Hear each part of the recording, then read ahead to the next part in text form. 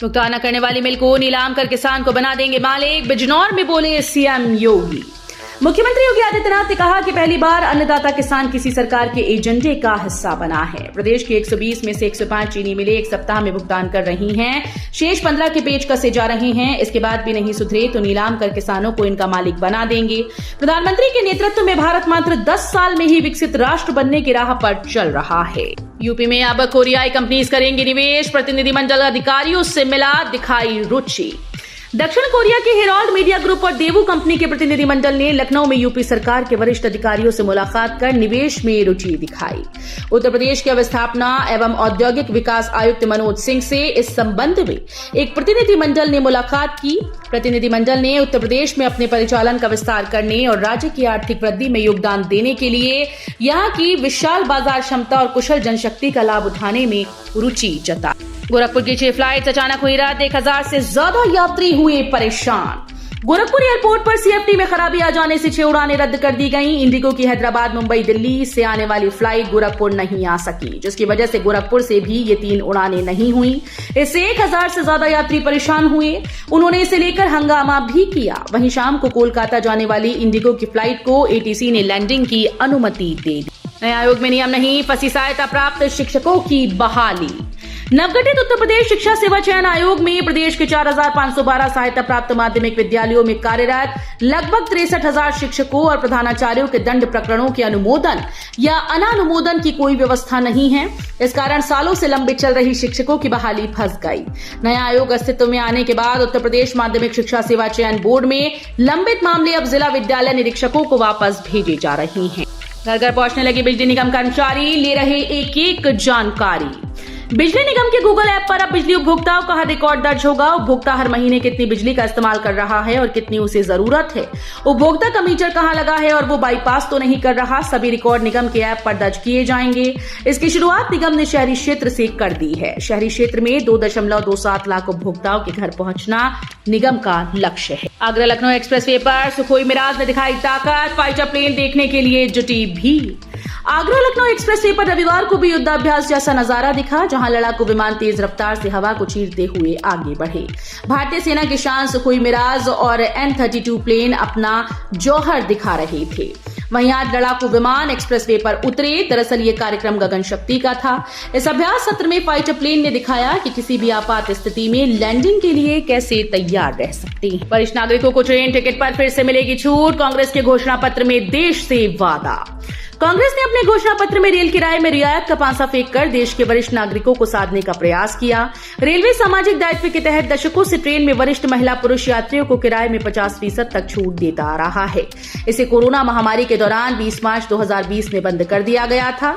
लोकसभा चुनाव में रेल रियायत कार्ड के मुद्दे को उठाकर कांग्रेस देश के एक बड़े वर्ग को अपनी ओर आकर्षित करने का प्रयास कर रही है। पीजी प्रोफेशनल की 5000 सीटों पर आवेदन शुरू।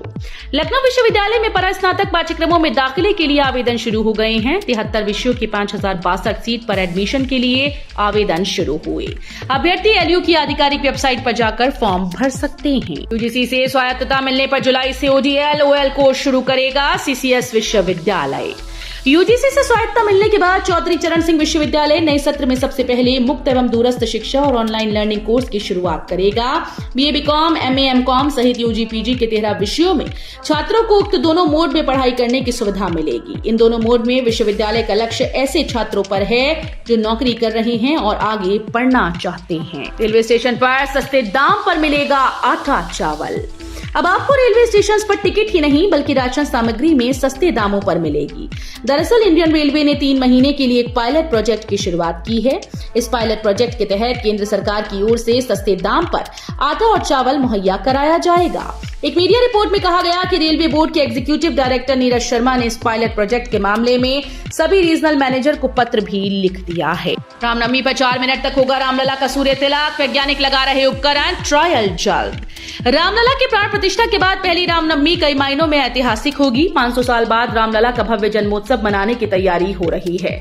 इसी क्रम में रामनवमी के दिन रामलला के जन्म की घड़ी दोपहर ठीक 12 बजे सूर्य की रश्मियों से रामलला का अभिषेक यानी सूर्य तिलक होगा। सूर्य की किरणें करीब 4 मिनट तक रामलला के मुखमंडल को प्रकाशित करेंगी। मंत्री जेपीएस राठौर ने कसा तंज, बोले कांग्रेस यूपी छोड़ रही, सपा प्रत्याशी बदल रही।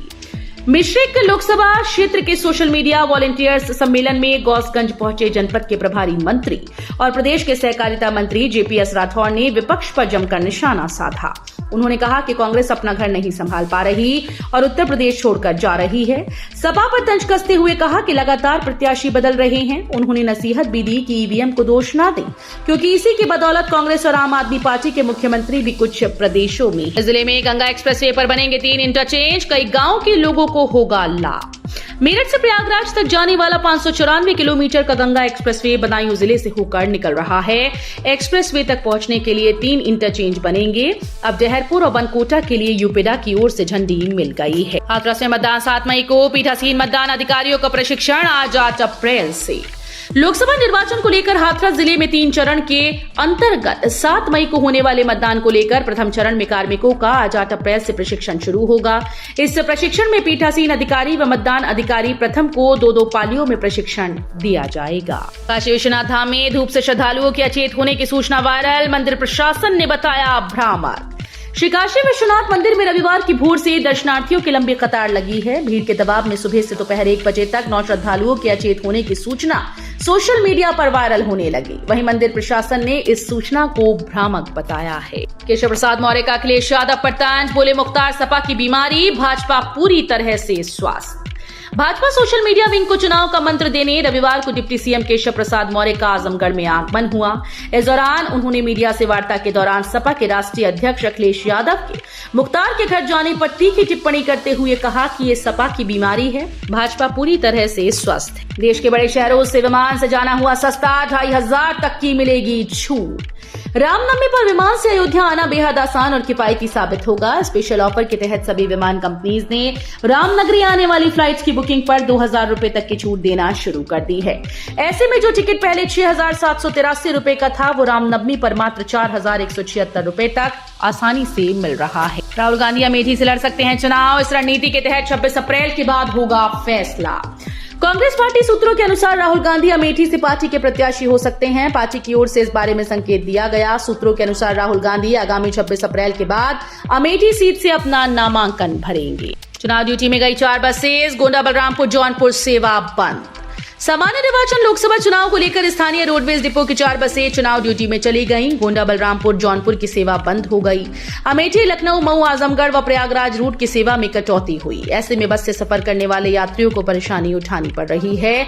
लोकसभा सामान्य निर्वाचन को लेकर आयोग की ओर से संसाधन जुटाने सहित अन्य तैयारियां तेज हैं। मेडिकल कॉलेज में बंद वार्ड को ही इलाज की जरूरत।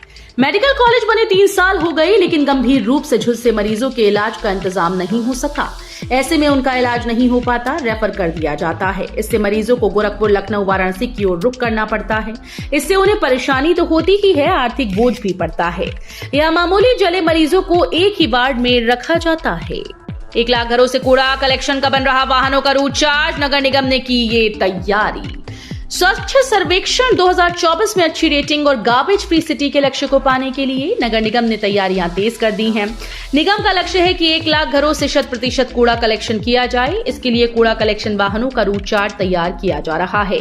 नगर निगम पिछले महीने तक 150 कूड़ा कलेक्शन वाले वाहनों से 100 रुपए प्रति घर कलेक्शन शुल्क के हिसाब से 20 से 21 लाख रुपए वसूल रहा था। 10 दिन बाद 3 घंटे से ज्यादा नहीं आएगी बिजली। आरडीएसएस के अलावा 15 से नहीं होंगे कोई भी कार्य। कानपुर में लंबी बिजली कटौती से लोगों को जल्द राहत मिलेगी। 10 दिन बाद 3 घंटे से ज्यादा बिजली नहीं जाएगी। 15 अप्रैल के बाद से बिजली संबंधित मेंटेनेंस कार्य भी नहीं होंगे। केवल रिवैम्प डिस्ट्रीब्यूशन सेक्टर स्कीम के कार्य ही किए जाएंगे। बढ़ती गर्मी के बीच बदलेगा मौसम। यूपी में इस तारीख को होगी बारिश, आंधी तूफान की भी चेतावनी। मौसम विभाग ने बताया कि उत्तर पश्चिम उत्तर प्रदेश और आसपास के इलाकों में इस समय वेस्टर्न डिस्टर्बेंस है। इसके अलावा एक और वेस्टर्न डिस्टर्बेंस 10 अप्रैल से पश्चिमी हिमालयी क्षेत्र में दस्तक देने जा रहा है, जिसकी वजह से मौसम का मिजाज बदलेगा।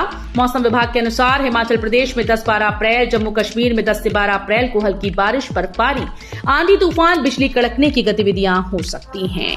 यूपी में हीट वेव की आशंका के बीच बदला स्कूल्स का समय। पश्चिमी विक्षोभ का प्रभाव 10 तारीख की रात से दिखने लगेगा। पूरी तरह प्रभाव शुरू होने के बाद बारिश के साथ तेज आंधी आ सकती है। हमौसी स्थित मौसम केंद्र के वरिष्ठ वैज्ञानिक अतुल कुमार सिंह के अनुसार इसका असर व्यापक होगा। पश्चिमी विक्षोभ गुजर जाने के बाद रात के तापमान में गिरावट होगी। टिकट न मिलने से क्षत्रिय समाज में आक्रोश। ठाकुर पूरण सिंह बोले, भाजपा को भुगतना पड़ेगा खामियाजा।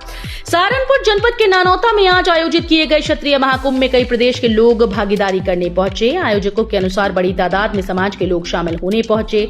सम्मेलन में कई महत्वपूर्ण बिंदुओं पर चर्चा की गई। भाजपा को हराने के लिए एकजुट होने का आह्वान किया गया।